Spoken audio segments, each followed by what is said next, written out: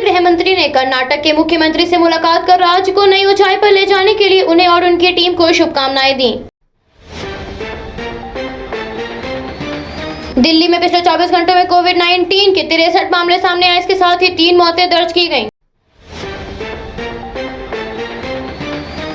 Supreme court Pegasus जासूसी मामले पर सुनवाई के लिए तैयार हो गया है, जिसमें वरिष्ठ अधिवक्ता कपिल सिब्बल ने मुख्य न्यायाधीश एन.वी. रामना और न्यायमूर्ति सूर्यकांत की अध्यक्षता वाली पीठ के समक्ष मामले का उल्लेख करते हुए सेवानिवृत्त न्यायाधीश के स्वतंत्र जांच कराने की मांग की है।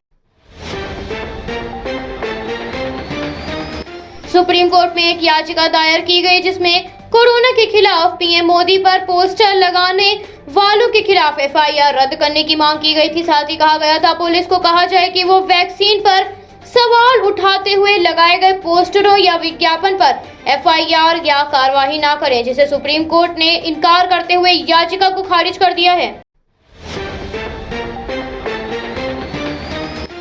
संसद में विपक्ष के हंगामे पर कृषि मंत्री नरेंद्र सिंह तोमर ने कहा, विपक्षी दल हंगामा कर रहे हैं। प्रधानमंत्री हमेशा से कहते आए हैं, चाहे किसानों का विषय हो या कोई भी विषय, सरकार संसद में चर्चा के लिए तैयार है।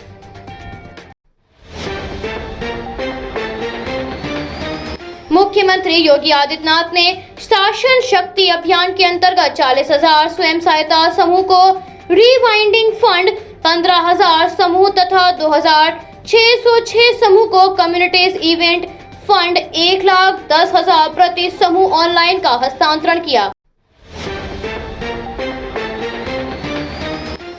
उत्तर प्रदेश अपर मुख्य सचिव स्वास्थ्य अमित मोहन प्रसाद ने बताया, प्रदेश में 24 घंटों के अंदर 4,33,110 लोगों को वैक्सीन की खुराक लगाई गई। अब तक 3,91,85,000 से ज्यादा लोगों को पहली खुराक लग गई है। पेगासस मामले को लेकर विपक्षी दल के नेता मल्लिकार्जुन खड़गे ने कहा, इस मामले पर गृह मंत्री अमित शाह जवाब दें और इस दौरान प्रधानमंत्री भी संसद में मौजूद रहें। उत्तर प्रदेश के मुख्यमंत्री ने मिशन शक्ति के तहत अधिकारियों के साथ बैठक की।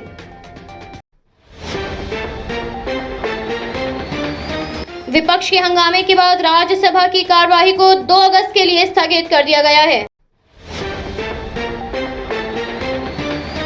आरजेडी नेता तेजस्वी यादव ने बिहार के कटिहार में मेयर की हत्या पर कहा, बिहार में हर दिन सैकड़ों हत्याएं, दुष्कर्म, अपराध और लूटपाट की घटनाएं हो रही हैं। बिहार में महाजंगल राज कायम हो गया है।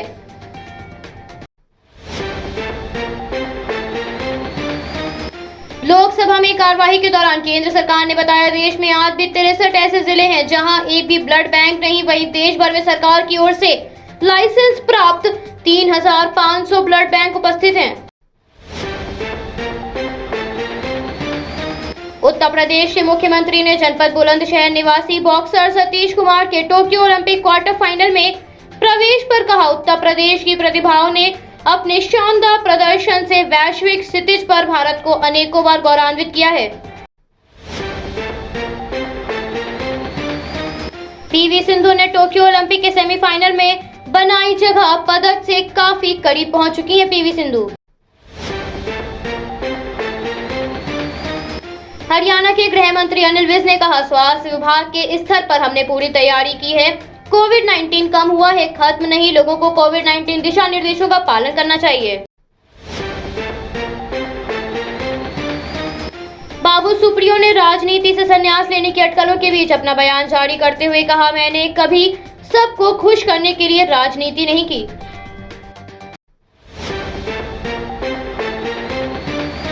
अकाली दल और बसपा के सांसदों ने मॉनसून सत्र के 9वें दिन संसद भवन के गेट नंबर 4 के बाहर किसान बिल के खिलाफ प्रदर्शन किया, जिसमें उन्होंने काले कानूनों को वापस लेने के लिए आवाज बुलंद की। वहीं अकाली दल इस मुद्दे को लेकर आज राष्ट्रपति से मुलाकात करेगा।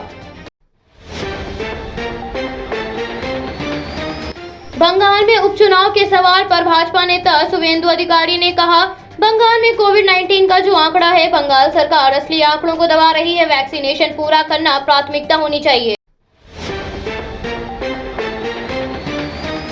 मिजोरम में मची तबाही के बाद त्रिपुरा और मणिपुर राज्य को आवश्यक वस्तुएं भेज रहे हैं। साथ ही त्रिपुरा के कुछ व्यापारी भी मिजोरम आ चुके हैं, जिसके लिए मंत्रियों का कहना है अभी हमारे पास कम से कम 3 महीने के लिए चावल का पर्याप्त भंडारण है और अन्य आवश्यक वस्तुएं भी लाई जा रही हैं।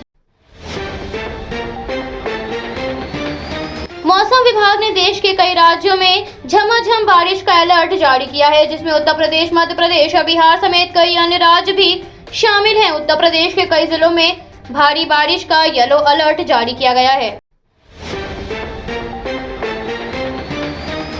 भारतीय किसान यूनियन के राष्ट्रीय प्रवक्ता राकेश टिकैत ने कहा, 5 सितंबर को पंचायत आयोजित होगी, जिसमें आंदोलन को आगे बढ़ाने पर चर्चा की जाएगी। राजस्थान के प्राइवेट स्कूलों के खिलाफ एक बार फिर से अभिभावकों का गुस्सा फूटा है, जिसमें उन्होंने सड़कों पर उतरकर आंदोलन की शुरुआत की और सरकार और प्रशासन की फीस के प्रति रवैये को लेकर नाराजगी जताते हुए अभिभावकों ने जिला शिक्षा अधिकारी पर स्याही फेंकी।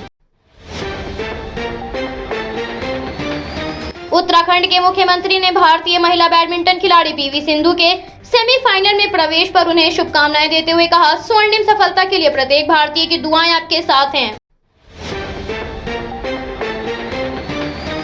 बसपा प्रमुख मायावती ने केंद्र सरकार पर निशाना साधते हुए कहा, देश में सरकारी मेडिकल कॉलेजों की ऑल इंडिया की यूजी व पीजी सीटों में ओबीसी कोटा की घोषणा काफी देर से उठाया गया कदम है। अगर केंद्र सरकार ये फैसला पहले समय से ले लेती तो अब तक काफी लाभ हो जाता, किंतु अब ये लोगों को राजनीतिक स्वार्थ के लिए लिया गया फैसला लगता है।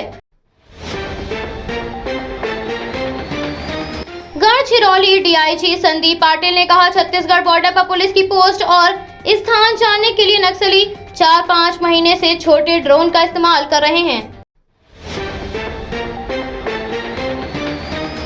गुजरात के सक्करबाग चिड़ियाघर में 40 एशियाई शेरों के बदले अन्य जंगली जानवरों की मांग की गई है। आंध्र प्रदेश के गुंटूर जिले के लकावनी डिब्बा गांव से दिल दहलाने वाली खबर सामने आई, जिसमें 6 प्रवासी मजदूर भीषण आग की चपेट में आकर झुलस गए, जिसके बाद सभी मजदूरों को अस्पताल में इलाज के लिए भर्ती कराया गया है।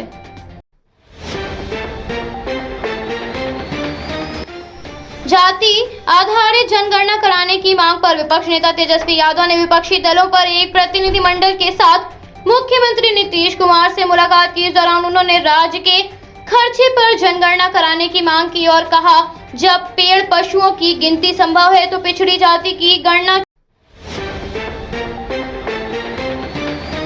महाराष्ट्र में बाढ़ प्रभावित कोल्हापुर जिले का दौरा करते वक्त राज्य के मुख्यमंत्री और बीजेपी नेता देवेंद्र फडणवीस की मुलाकात हुई। इस दौरान मुख्यमंत्री उद्धव ठाकरे ने कहा, हमें इस मुश्किल समय में एक साथ मिलकर काम करने की जरूरत है, इसमें कोई राजनीति नहीं होनी चाहिए।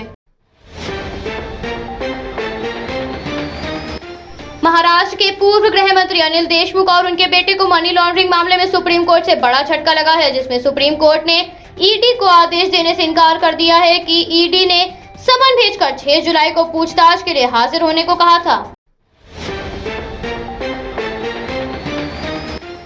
देश में जहां एक और संक्रमण के मामलों में गिरावट दर्ज हो रही है, तो वहीं 3 हफ्तों में भारत में सबसे ज्यादा कोरोना केस दर्ज हुए हैं और मामलों में बढ़ती संख्या के कारण सरकार की चिंता बढ़ गई है। सीमा विवाद को लेकर मिजोरम के कोला से प्रशासन ने कहा, जिले से यात्रा करने वाले मिजोरम के गैर निवासियों की आवाजाही पर कोई प्रतिबंध नहीं होगा। कोलासिब जिले के भीतर गैर स्थानीय लोगों को कोई नुकसान नहीं होना दिया जाएगा।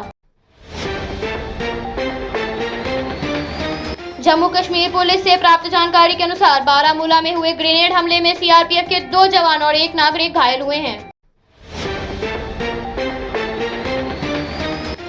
कोरोना वायरस महामारी के कारण भारत में 23 मार्च 2020 से ही अंतर्राष्ट्रीय यात्री उड़ान सेवाएं निलंबित है, लेकिन वंदे मातरम मिशन के तहत विशेष अंतर्राष्ट्रीय उड़ानों का परिचालन हो रहा है। लेकिन महामारी के खतरे को देखते हुए डीजीसीए ने अंतर्राष्ट्रीय उड़ानों पर लगे बैन को 31 अगस्त तक बढ़ा दिया है।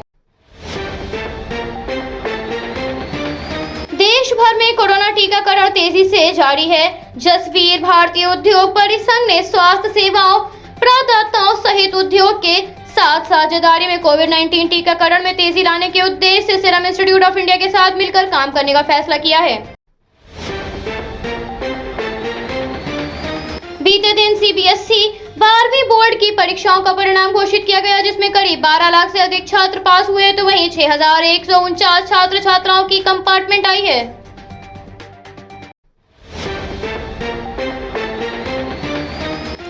बैडमिंटन की दिग्गज खिलाड़ी पीवी सिंधु के टोक्यो ओलंपिक में सेमीफाइनल की एंट्री पर ट्विटर पर पीवी सिंधु नंबर 1 पर ट्रेंड करता हुआ नजर आया।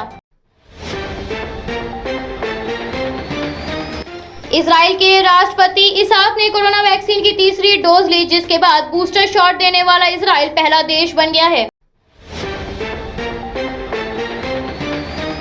अमेरिका के बाद तुर्की के जंगलों में भीषण आग लग गई, जिससे आग की चपेट में आने से 3 की मौत हो गई, तो वहीं 58 लोगों को अस्पताल में भर्ती कराया गया है।